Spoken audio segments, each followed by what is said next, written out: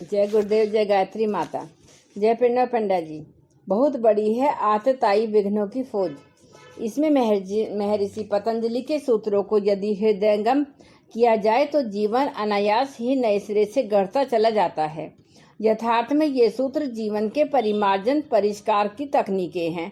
कईयों ने इन्हें अपने जीवन के यौगिक रूपांतरण की विधियों के रूप में अनुभव किया है। महर्षि पतंजलि के सूत्र सत्य को परम पूज्य गुरुदेव ने इस युग में व्यवहारिक कुशलता दी है। गुरुदेव की साधना इनके प्रयोगों की निष्कर्ष महर्षि के सूत्रों की बड़ी प्रभावपूर्ण व्याख्या करते हैं। यह व्याख्या साधकों को किसी नए विचार अथवा नए तर्क की ओर न ले जाकर सर्वथा नवीन अनुभूति तक ले जाती है। दूसरी तरफ ईश्वरीय अनुभूति करने में प्रमाद कर रहे लोगों को महर्षि चेतावनी देते हैं कि विघ्नों के क्रम को इति यहीं तक नहीं है, ये और भी हैं। योग साधना के अन्य विक्षेपों का खुलासा करते हुए महर्षि अपना अगला सूत्र प्रकट करते हैं। दुख आध्यात्मिक, अधिभौतिक और अधिदैविक। इस तरह के दुख के मुख्य तौर पर 3 भेद हैं।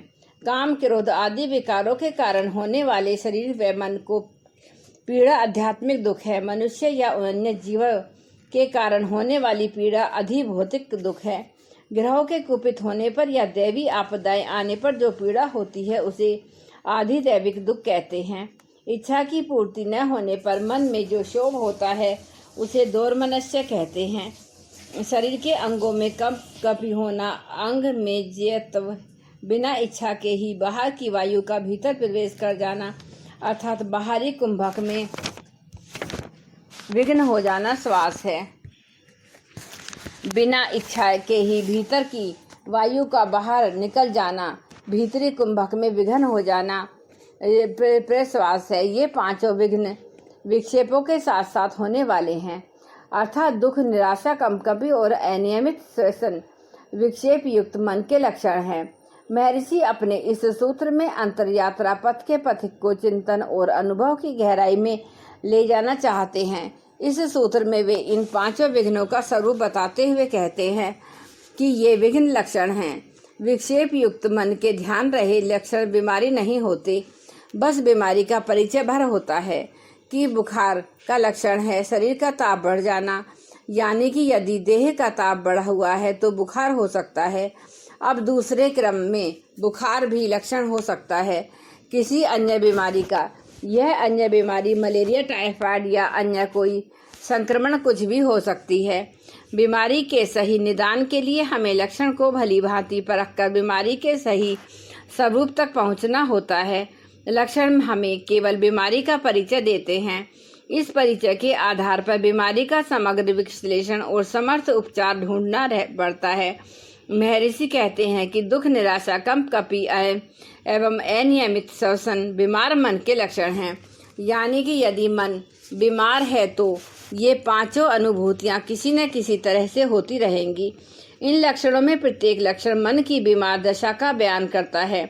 उदाहरण के लिए दुख, इसका मतलब है मन में तनाव से भरा है, बटा बिखरा है और यह बटा बिखरा मन निराश ही होगा। जो सतत उदास निराश होता है उसकी जैविक ऊर्जा का परिपथ हमेशा गड़बड़ होता है। ऐसे व्यक्तियों के शरीर में बहने वाली जैव विद्युत कभी भी ठीक ठाक नहीं बढ़ती और देह में एक सूक्ष्म कंपकपी शुरू हो जाती है। और जब वह प्राण ही कंपायमान है तो भला श्वास नियमित कैसे होगा। अब यदि इन सभी लक्षणों को दूर करना है तो उपाय एक ही है, मन स्वस्थ हो जाए, मन की बीमारी समाप्त हो जाए।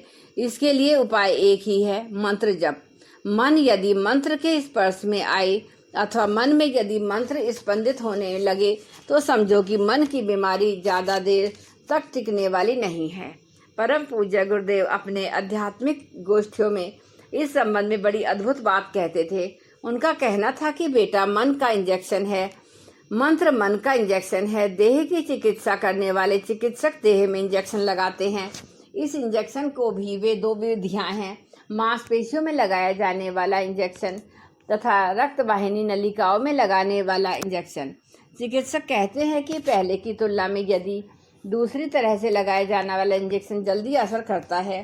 परम पूज्य गुरुदेव कहते थे कि मंत्र ऐसा इंजेक्शन है जो मन में लगाया जाता है। इस इंजेक्शन का प्रयोग मंत्र विद्या के मर्मज्ञ आध्यात्मिक चिकित्सक करते हैं। इसके प्रयोग के 3 तरीके हैं: स्थूल वाणी के द्वारा, सूक्ष्म वाणी के द्वारा और मानसिक स्पंदनों के द्वारा। इसमें से पहला तरीका सबसे कम असरकारक है। यदि कोई बोल बोल कर जप करे तो असर देर से होता है। इसकी तुलना में दूसरा तरीका ज़्यादा असरकारक है, यानी कि यदि स्फुट स्वर में उपांशु ढंग से मानसिक एकाग्रता के साथ किया जाए तो असर ज़्यादा गहरा होता है। इन दोनों तरीकों से कहीं ज़्यादा प्रभावशाली है मंत्र जप का तीसरा तरीका कि वाणी पर संपूर्णता शांत रहे और मंत्र मानसिक स्पंदनों में स्पंदित होता रहे। इसका असर व प्रभाव बहुत गहरा होता है।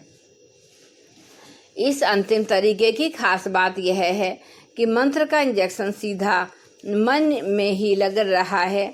मन के विचारों के साथ मंत्र के विचार स्पंदन घुल रहे हैं। यदि मंत्र गायत्री है तो फिर यह असर हजारों लाखों गुना ज़्यादा हो जाता है। इसके प्रभाव के कारण चरण में मन की टूटी फूटी बिखरी लय फिर से सुसंबद्ध होने लगती है।